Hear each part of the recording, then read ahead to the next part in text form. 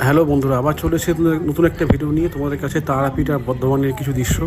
আর আমরা Howrah station cross করে এখন বর্ধমান দিকে যাচ্ছি একটা বিয়ে বাড়ি অ্যাটেন্ড করতে।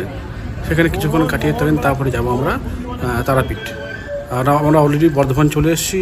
আর এখানে বর্ধমান শহরের ভিতরে আমরা ঢুকছি ট্রেন থেকে নেমে গিয়ে। আর এখানে একটা বিয়ে বাড়ির নাচ গান পার্টি আনন্দ। তারপরে আমরা ব্যাক করে চলে আসলাম হলো বর্ধমান স্টেশনের দিকে টোটো করে।